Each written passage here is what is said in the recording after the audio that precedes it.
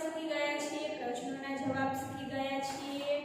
કઈ કવિતા શીખ્યા હતા તો કે 1.5 ફૂટની દાઢી અને 4 ફૂટની ચોટલી। તમને યાદ જ હશે, સરસ મજાની કવિતા પણ શીખી ગયા છીએ। અને ત્યાર પછી ગોળીઓ ભૂખ વાર્તા શીખી ગયા, બરાબર છે। વાર્તા એક શું હતી? ગપ્પુ હતી। તો આ વિવિધ વાર્તા, વિવિધ પાઠમાં વિવિધ વાર્તાઓ, પાઠ નંબર 7, 8, 9, 10 બરાબર છે, આપણે શીખી ગયા છીએ। તો આ બધા જ પાઠની વાર્તા તમને યાદ હોવી જોઈએ। જો વાર્તા યાદ હશે તો જ તમને શું તો કે પ્રશ્નોના જવાબ, ખાલી જગ્યા, ગમે તે પ્રશ્ન આવડશે, બરાબર છે। એટલે વાર્તા ખાસ યાદ રાખજો। તો ચલો આજે આપણે કવિતા અને વાર્તાનું પુનરાવર્તન કરીએ। તો જુઓ, પહેલા શું કહ્યું હતું તો કે 1.5 ફૂટની દાઢી ને 4 ફૂટની ચોટલી। દાઢી કેટલા ફૂટની છે? તમને પૂછાય દાઢી કેટલા ફૂટની છે તો કે 1.5 ફૂટની, 1.5 ફૂટની છે, બરાબર છે। ત્યાર પછી ચોટલી કેટલા ફૂટની છે? 1.5 ફૂટની દાઢી અને ચોટલી તો કે 4 ફૂટની।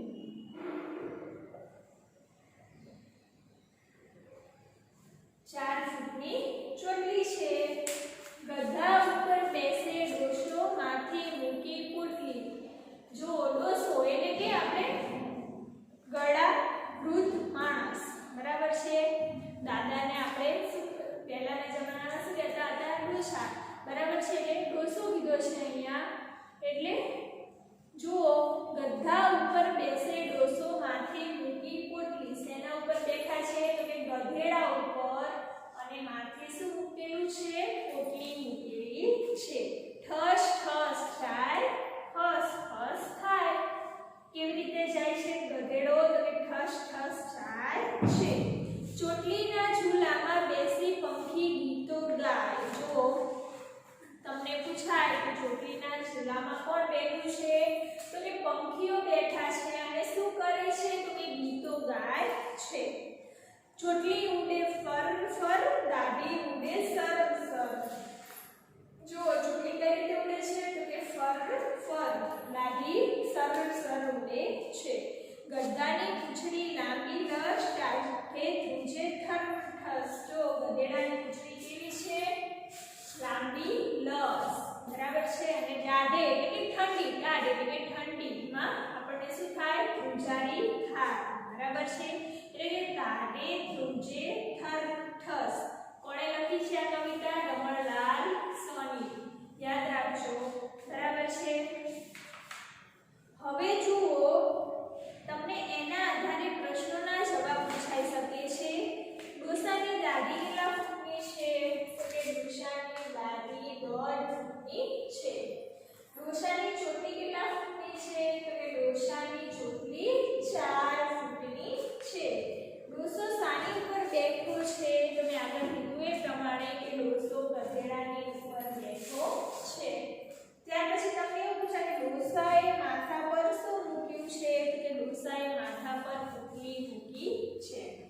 ચોટલીના ઝૂલામાં કોણ ગીતો ગાય છે તો કે ચોટલીના ઝૂલામાં પંખી ગીતો ગાય છે। આગળ આપણે શીખી જ ગયા છીએ, ખાલી પુનરાવર્તન અહીંયા કરવાનું છે। ગધેડાની પૂંછડી કેવી છે? ગધેડાની પૂંછડી લાંબી લશ છે, બરાબર છે। તો આ રીતે તમને પૂછાય તો તમને આવડવું જોઈએ, બરાબર છે। ત્યાર પછી ગોળીઓ વાર્તા શીખી ગયા હતા। એમાં સોમાભાઈ નામના ખેડૂતની વાર્તા હતી। એમની પાસે 2 બળદ હતા। શું નામ હતા બળદના? કાળિયો અને ગોરિયો, બરાબર છે। તો માર્ચ મહિનો આવે છે, શું વાવવાનો સમય થાય છે? બાજરી વાવવાનો સમય થાય છે। અને વાવણી કરતા પહેલા શું કરવું પડે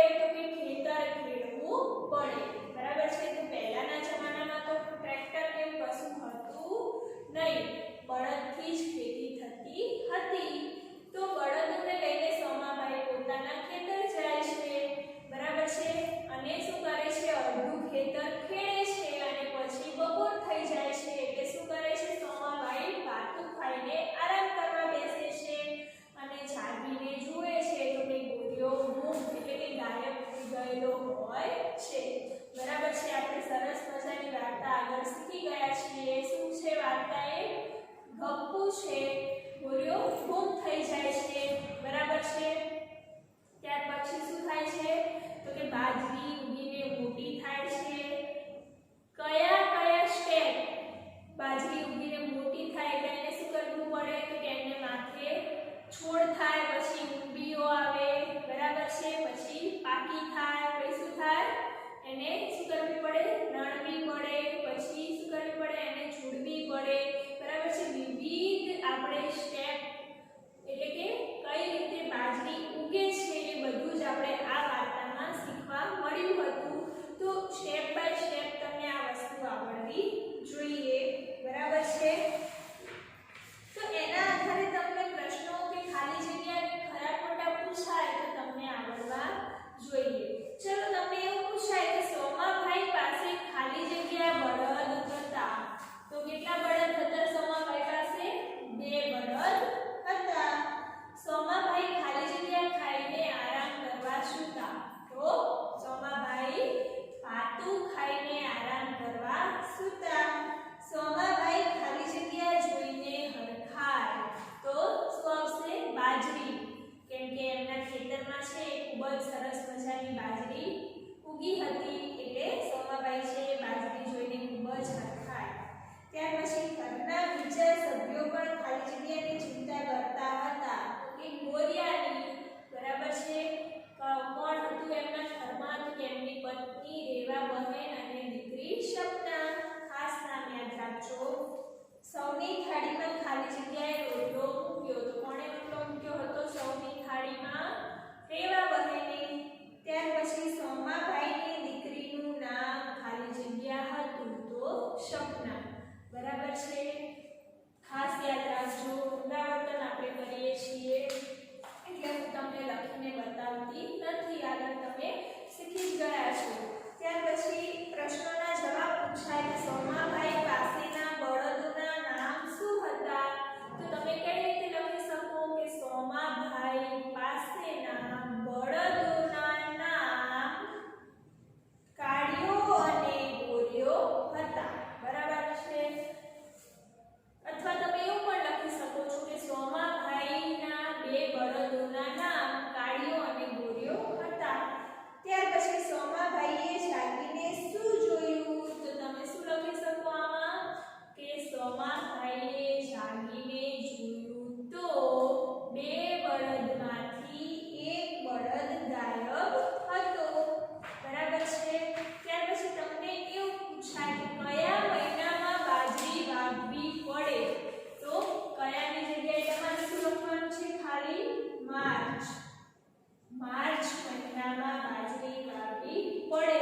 તમે જે રીતે બોલો છો એ જ રીતે લખજો. આ રીતે લખશો તો ખોટું પડશે. માર્ચ લખશો તો ખોટું પડશે. માર્ચ લખવાનું છે.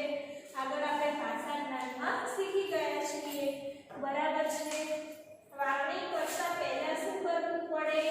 તો કે વાવણી કરતા પહેલા ખેતર ખેડવું પડે. બરાબર છે. સોમાભાઈ ખેતર ખેડવા કોને લઈને ગયા? તો કે સોમાભાઈ ખેતર ખેડવા કોનેની જગ્યાએ તમારે શું લખવાનું છે? તો કે જવાબ લખવાનો છે. શું આવશે જવાબ? પોતાના બંને બળદોને લઈને ગયા. સોમાભાઈ પાસેનો કયો બળદ ખોવાયો હતો? તો કયો બળદ ખોવાયો હતો? ગોરિયો. એટલે તમે શું લખી શકો? સોમાભાઈ પાસેનો ગોરિયો બળદ ખોવાયો હતો.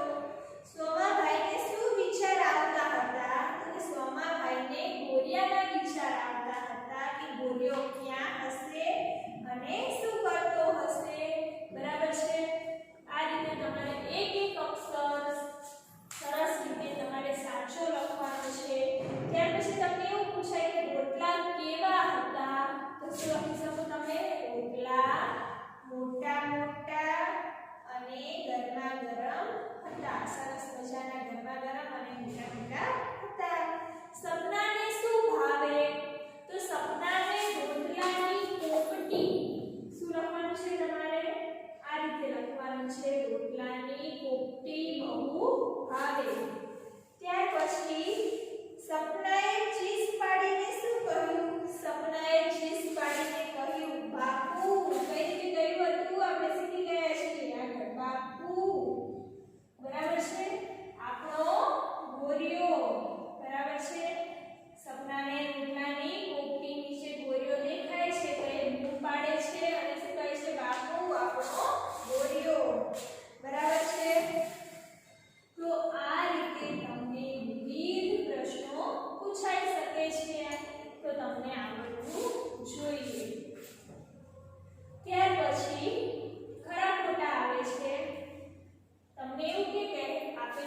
વાક્ય વાંચો અને વાક્ય સાચું હોય તો સાચાની અને ખોટું હોય તો ખોટાની નિશાની કરો.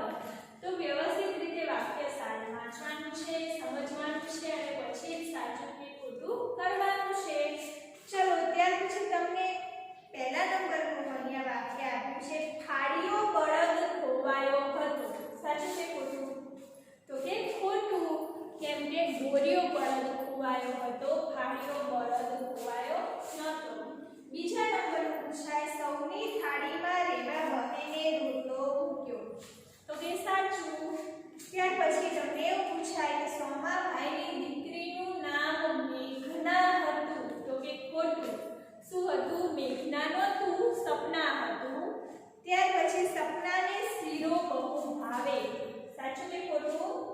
ખોટું, કેમ કે સપનાને તો રોટલાની પોપટી બહુ ભાવતી હતી. પોપટી નીચે ગોરીઓ નિરાંતે બેઠો બેઠો વાગડતો હતો. તો કે સાચું. બરાબર છે. તો આ રીતે તમને પૂછાય તો તમને આવડવું જોઈએ. બરાબર છે. શું કીધું મેં? તો કે તમને વાર્તા આવડતી હશે તો આ બધી જ વસ્તુ સરસ રીતે આવડી જશે. બરાબર છે. ખાસ વાર્તા તમને ના ફાવે તો ફરીથી વિડિયો જોજો, સ્વાધ્યાય ફરીથી જોજો.